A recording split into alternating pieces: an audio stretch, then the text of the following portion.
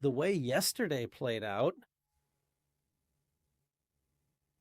practically, if we ignore the stop hunt that happened in New York, if we ignore it, it played out exactly as we discussed this morning. That means I had a stop loss here, and a few hours after the stream, we saw this brutal stop hunt.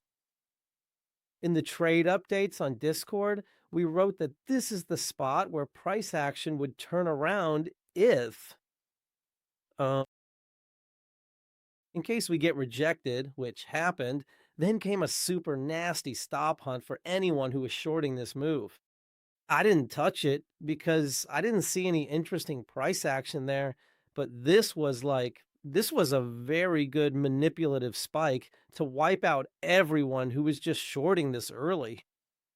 So a spike to the Monday high, and since then, a reversal all the way to our target of 76K. After hitting 76K, I opened a long position. Somewhere around these spots, I opened a long position. In other words, right now, I'm at break even. We saw during the night, we saw some of that spiking down, creating a bull div on the hourly time frame, and now currently resistance. A very crucial resistance. Why? We tested the daily open. If we're going to turn back down from anywhere, it'll most likely be from here. However, what I said on Monday, Tuesday, Wednesday, Thursday, and so on, in all those live streams, no, wait, it wasn't Thursday yet. So just the Monday and Tuesday live streams. We're still in that area where we're currently in the phase of creating a swing failure one and a close below the previous high. Now, if the weekly and monthly candles were closing right now, it would be a disaster. Ugh, I've lost my voice. It's a disaster. However, that's why I'm saying this is the phase where the bulls have to step up because we want to close the month above this area.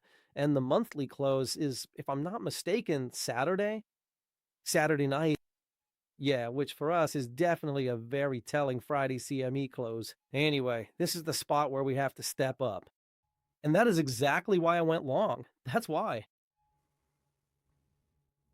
I'm speculating on a rescue, but it's true that the Bulls just have very little time left. Yeah, something has to start happening now. We don't want to close below these two red lines. But honestly, this is a trade I'd take 10 out of 10 times because we have bullish momentum. The weekly close was good. At this moment, we just need to step up to save the monthly candle. Yeah, like a setup like this just always makes sense and always will make sense. Now we'll see what happens. We're letting it run. Or I'm letting it run. I'll leave it. Sunday's the month end. I was looking at the 30th. I'm a bit off. You're right. End of the month. I don't know why I was looking at the 30th.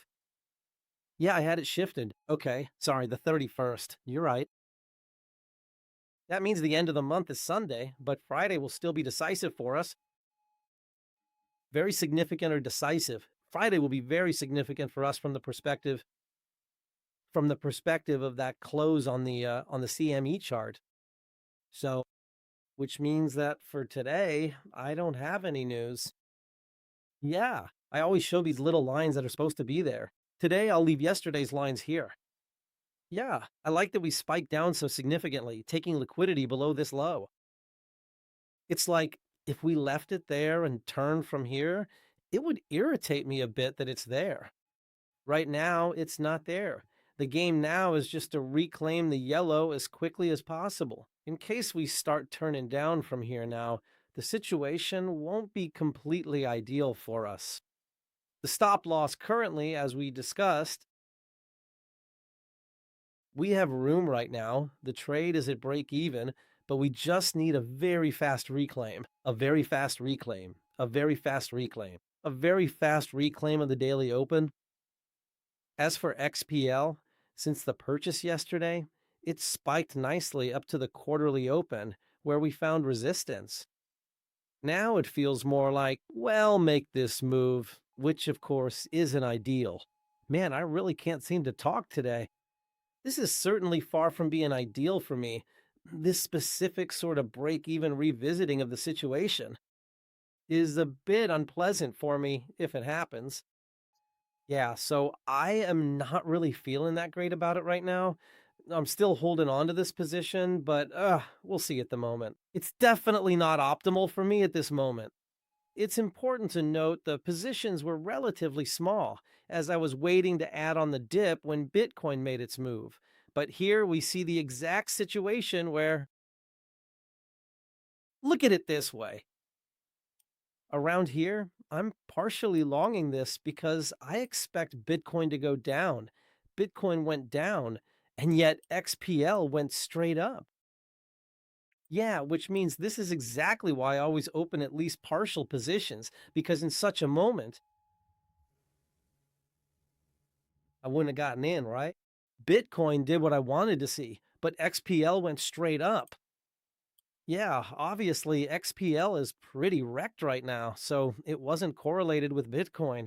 But yeah, if I had waited, because now would officially be the moment to buy XPL, and now we're already significantly higher than before. Zach, on the other hand, we saw this spike down. This spike down, with this being my vision that it would be the finale. Since then, just weakness, liquidity taken here. So, since it was such a tiny position, I'm still holding it. And now I'm expecting that if Bitcoin picks up, I'll add to it here to just average out at break even. But otherwise, it's bad. Like, otherwise, it doesn't look good at all. Yeah, it also has to pick up immediately, just like Bitcoin, because otherwise, I wouldn't be surprised if we went all the way down to this move here. Yeah, yesterday's close was just very bad. Loss of momentum. It doesn't make sense for me to hold longer. So now I'm waiting for a potential reclaim of the 50 range because right now we're still just in an ABC correction and it still makes sense to operate. And since it was such a small position, I'll just add to it here and that's it. But if we close more candles down here, then it's just a disaster. And to me, it looks more like we'll do something like this than like that. That means for now, I'm still leaving it alone.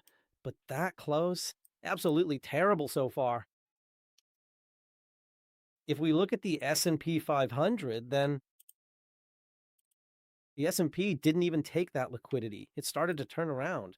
The dollar index is consolidating. Brent is dumping.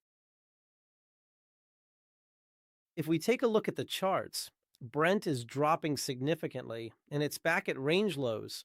Silver is dropping significantly and gold is dumping too. At this very moment, the situation is literally visually such that there's really a noticeable lack of liquidity in the market. Everything, except of course for the S&P, which is infinitely bullish, everything is just completely dead.